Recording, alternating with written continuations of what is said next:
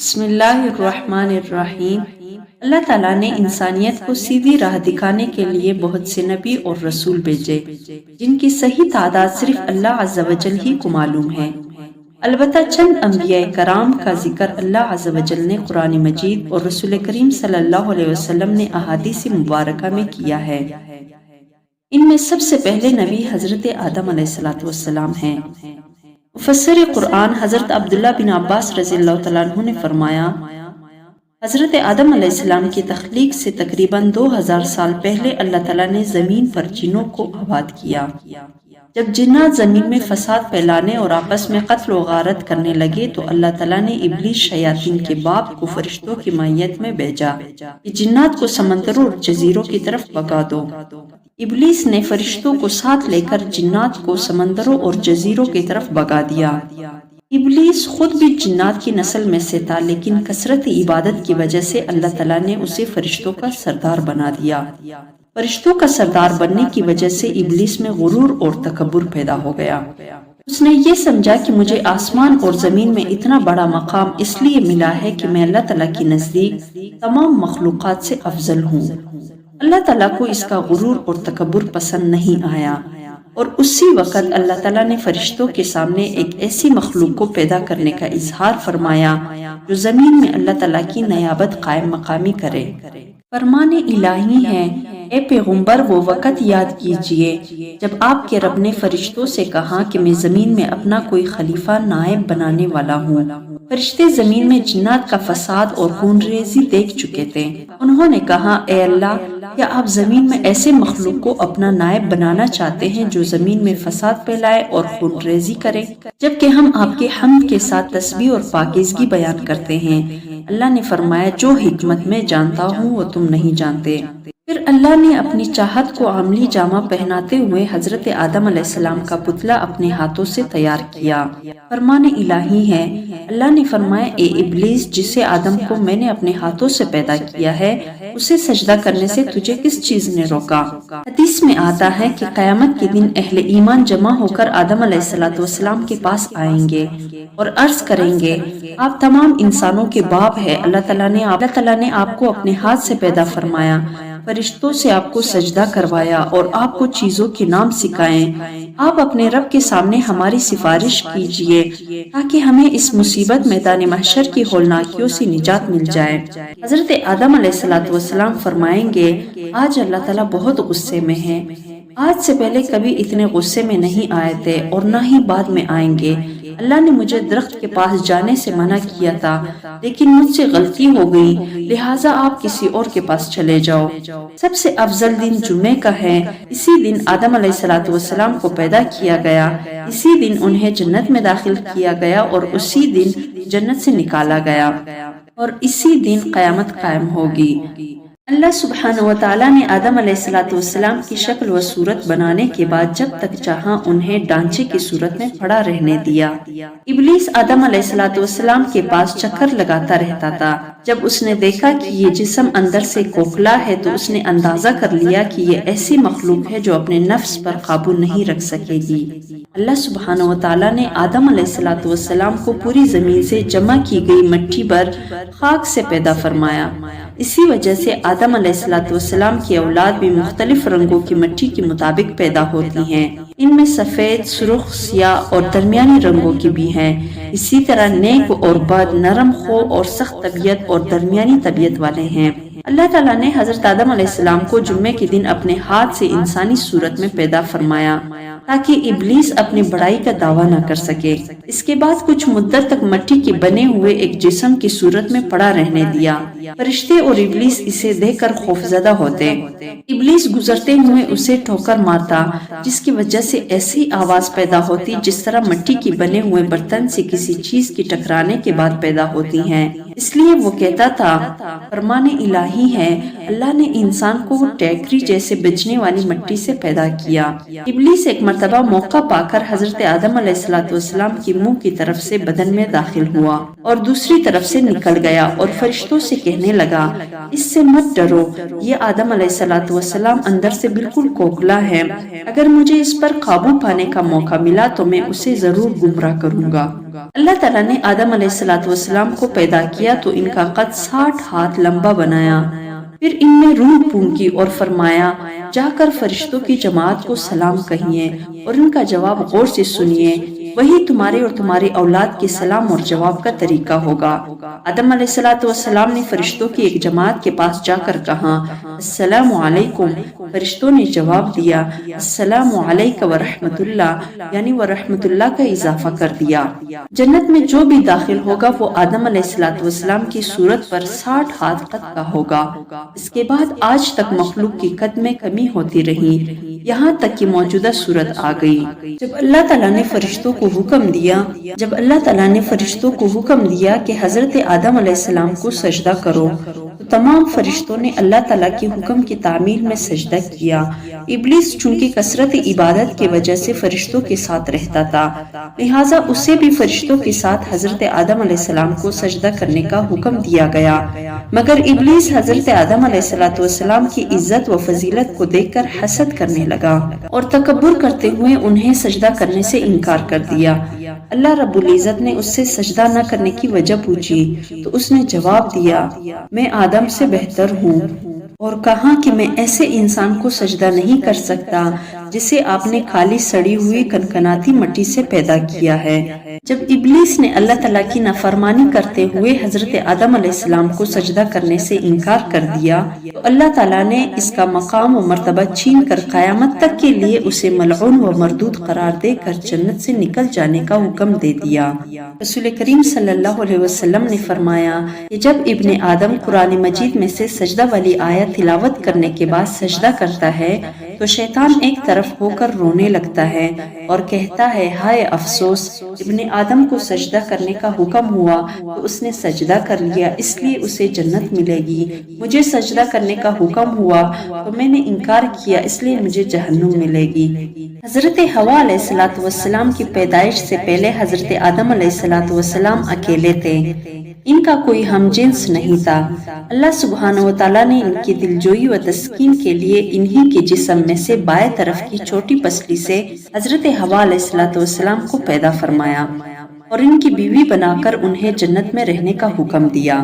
جب اللہ سبحانہ و تعالیٰ نے حضرت آدم اور حوا علیہ السلام کو عزت و اکرام سے نوازتے ہوئے جنت میں رہنے کا حکم دیا تو شیطان کو انسان کی یہ عزت و تکریم برداشت نہ ہوئی، اس نے اسی وقت سے ہی انسانوں کو گمراہ کرنے کا منصوبہ بنا لیا۔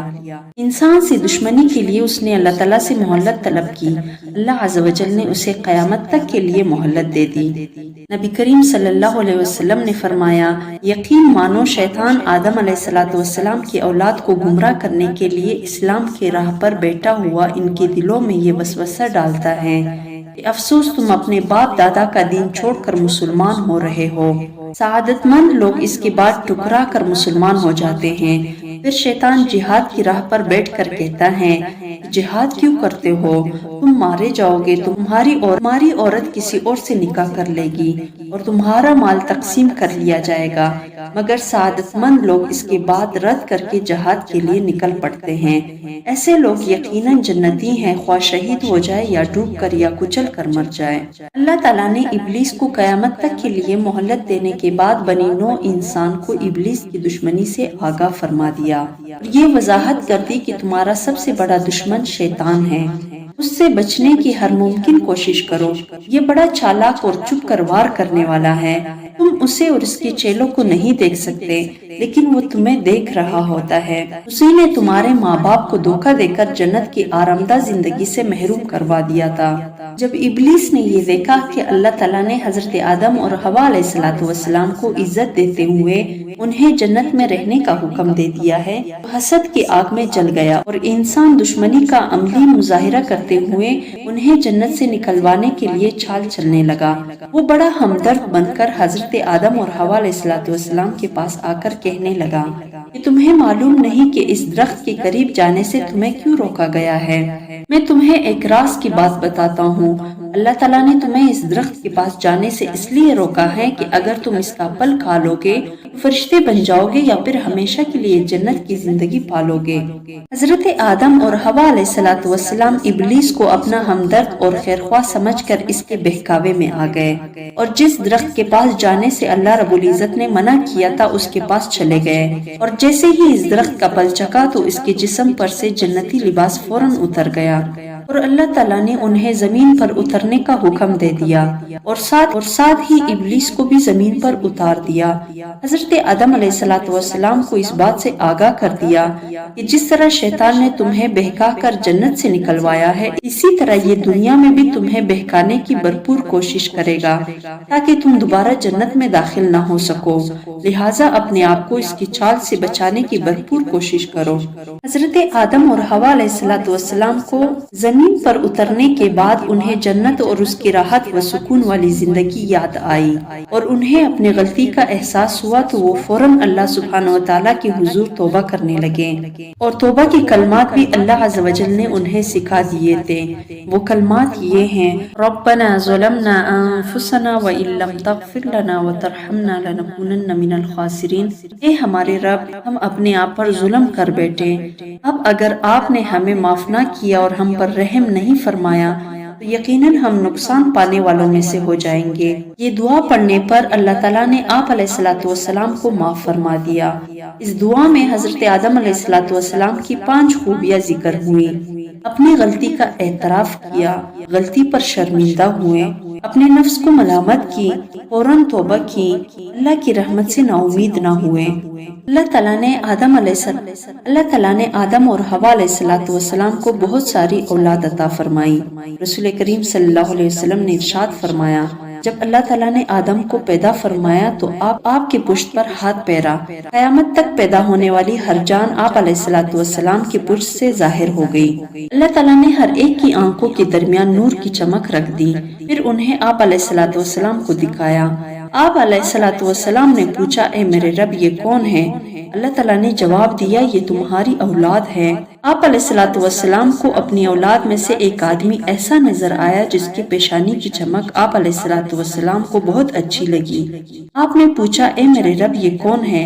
اللہ تعالیٰ نے جواب دیا، یہ آپ کے اولاد میں سے آخری زمانے کے قوموں میں سے ایک نبی جس کا نام داؤد ہوگا۔ آپ علیہ السلام نے پوچھا، اے میرے رب آپ نے اس کی عمر کیا مقرر کی ہے؟ اللہ تعالیٰ نے جواب دیا، 60 سال۔ آپ علیہ السلام نے عرض کیا، اے میرے رب اسے میری عمر میں سے 40 سال عنایت فرما دیجئے۔ جب آدم علیہ السلام کی مقرر عمر ختم ہوئی تو موت کا فرشتہ ان کی روح قبض کرنے کے لیے آیا۔ آپ نے وہ 40 سال اپنے بیٹے کو دیے تھے۔ آپ علیہ السلام نے فرمایا، کیا میری عمر میں سے 40 سال باقی نہیں ہیں؟ فرشتے نے عرض کیا، آپ نے وہ 40 سال اپنے بیٹے داؤد کو دیے تھے۔ چونکہ آپ علیہ السلام نے انکار کیا اس لیے آپ کی اولاد میں بھی انکار کی عادت ہے۔ آپ بھول گئے اسی لیے آپ کی اولاد بھی بھول جاتی ہیں۔ آپ سے غلطی ہوئی اسی لیے آپ کی اولاد سے بھی غلطی ہوتی ہے۔ حضرت ابی بن کعب رضی اللہ تعالیٰ عنہ اللہ تعالیٰ کی اس فرمان سورہ اعراف آیت نمبر 172 تا آیت نمبر 173 کی تفسیر بیان کرتے ہوئے فرماتے ہیں کہ اللہ سبحانہ و تعالیٰ نے تمام بنی آدم کو ان کے باپوں کے پشتوں سے نکالنے کے بعد جمع کیا اور انہیں جوڑا جوڑا بنایا، پھر انہیں صورتیں عطا کی اور قوت گویائی بھی عطا فرمائی، بس وہ بولنے لگے۔ پھر اللہ تعالیٰ نے ان سے توحید الہی پر قائم رہنے کے لیے بڑا مضبوط عہد و پیمان لیا اور انہیں ان کے نفسوں پر گواہ بنایا، کیا میں تمہارا رب نہیں ہوں؟ سب نے گواہی دیتے ہوئے کہا، جی ہاں آپ ہی ہمارے رب ہیں۔ پھر اللہ عز و جل نے فرمایا، میں 7 آسمانوں 7 زمینوں اور تمہارے باپ آدم علیہ السلام کو تم پر گواہ بناتا ہوں کہ کہیں تم قیامت کے دن یہ نہ کہو کہ ہمیں تو اس کا علم ہی نہیں تھا۔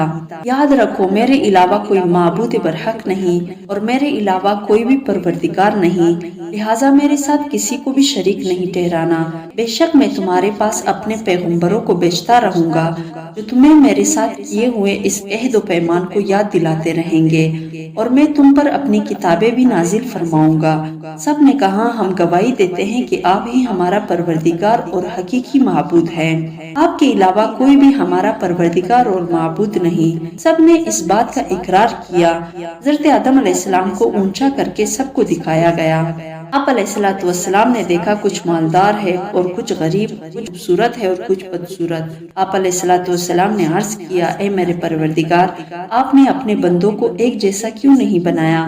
اللہ رب العزت نے جواب دیا، میں نے چاہا کہ میرا شکر ادا کیا جائے۔ آپ علیہ الصلوۃ والسلام نے انبیاء کو دیکھا کہ وہ روشن قندیلوں کی طرح نمایاں ہیں۔ اللہ رب العزت نے ان سے بھی رسالت و نبوت کے متعلق خصوصی عہد و پیمان لیا۔ حضرت عبداللہ بن عباس اور دیگر صحابہ رضی اللہ تعالیٰ عنہ بیان کرتے ہیں کہ جب حضرت آدم اور حوا علیہ الصلوۃ والسلام کے ہاں ولادت کا سلسلہ شروع ہوا تو ان کے ہاں ہر بار ایک لڑکا اور ایک لڑکی پیدا ہوتے تھے۔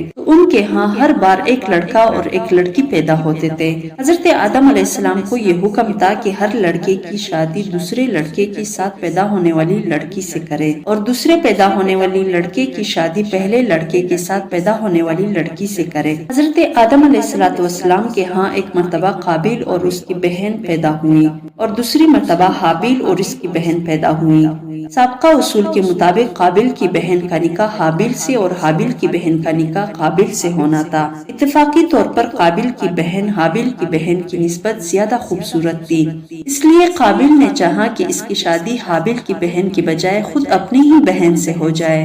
حضرت آدم علیہ الصلوۃ والسلام نے قابیل سے کہا کہ اپنے بہن سے حابیل کو نکاح کرنے دو، لیکن قابیل نے انکار کر دیا اور سمجھانے کے باوجود اپنی ہی بہن سے خود نکاح کرنے پر اصرار کیا۔ حضرت آدم علیہ الصلوۃ والسلام نے ان دونوں سے کہا کہ تم اللہ تعالیٰ کی راہ میں بطور نذرانہ قربانیاں پیش کرو، جس کی قربانی قبول ہوگی وہی حق پر ہوگا۔ حابیل بکریاں پالتا تھا، اس نے ایک موٹی تازی بکری قربان کی، اور قابیل کھیتی باڑی کرتا تھا، اس نے گٹھیا قسم کا اناج اللہ تعالیٰ کی راہ میں پیش کیا۔ دونوں نے اپنی اپنی قربانی میدان میں رکھ دی، آسمان سے آگ آئی اور حابیل کی قربانی کو کھا گئی، جو اس کی قبولیت کی علامت تھی۔ حابیل کی قربانی جب قبول نہ ہوئی تو اسے غصہ آیا اور اس نے اپنے بھائی حابیل کو قتل کر ڈالا۔ جب حابیل قتل ہو گئے تو قابیل نے کھلے آسمان کے نیچے ان کی لاش رکھ دی، اس لیے کہ اسے دفن کرنے کا طریقہ معلوم نہ تھا۔ آخر کار اللہ تعالیٰ نے 2 کوے بھیجے، ان میں سے ایک نے دوسرے کو مار دیا، پھر چونچ سے گڑھا کود کر مردہ کوے کو اس میں ڈال کر اوپر سے مٹی ڈال دی۔ حابیل نے جب اپنی آنکھوں سے یہ ماجرا دیکھا تو شرمندہ ہو کر کہنے لگا، ہائے افسوس، میں اس کوے سے بھی گیا گزرا ہو گیا کہ اپنی بھائی کی لاش دفن کرنے کی تدبیر بھی نہ نکال سکا۔ رسول کریم صلی اللہ علیہ وسلم نے فرمایا، جتنے بھی لوگ ناحق قتل ہو رہے ہیں ان کا گناہ آدم علیہ الصلوۃ والسلام کے بیٹے قابیل کے حصے میں بھی لکھا جا رہا ہے، کیونکہ انسانوں میں قتل کی ریت سب سے پہلے اس قابیل نے شروع کی تھی۔ حضرت ابی بن کعب رضی اللہ تعالیٰ عنہ فرماتے ہیں کہ جب حضرت آدم علیہ الصلوۃ والسلام کی وفات کا وقت قریب آیا تو انہوں نے اپنے بیٹوں سے فرمایا، اے میرے بیٹوں، میرا جنت کے پل کھانے کو جی چاہ رہا ہے۔ بیٹے پل کی تلاش میں نکل پڑے، سامنے سے فرشتے آتے نظر آئے جن کے پاس حضرت آدم علیہ الصلوۃ والسلام کا کفن اور خوشبو تھی۔ فرشتوں نے پوچھا، اے آدم کے بیٹوں، تمہیں کس چیز کی تلاش ہے؟ بیٹوں نے جواب دیا، ہمارے والد صاحب کی طبیعت ناساز ہے اور وہ جنت کے پل کھانے کی خواہش رکھتے ہیں۔ فرشتوں نے کہا، تم واپس چلے جاؤ کیونکہ تمہارے والد فوت ہونے والے ہیں۔ فرشتوں نے آ کر ان کی روح قبض کی، ان کو غسل دیا، کفن پہنایا، خوشبو لگائی اور آپ علیہ الصلوۃ والسلام کے لیے لحد تیار کی، پھر نماز جنازہ ادا کی اور قبر میں رکھ کر اوپر سے مٹی ڈال دی۔ پھر مخاطب ہو کر کہا، اے آدم کے بیٹو، تمہارے لیے مردوں کو دفن کرنے کا یہی طریقہ ہے۔ حضرت آدم علیہ الصلوۃ والسلام کو مکہ مکرمہ میں جبل ابی قبیس پر دفن کیا گیا۔ حضرت آدم علیہ الصلوۃ والسلام کی کل عمر 1000 سال تھی۔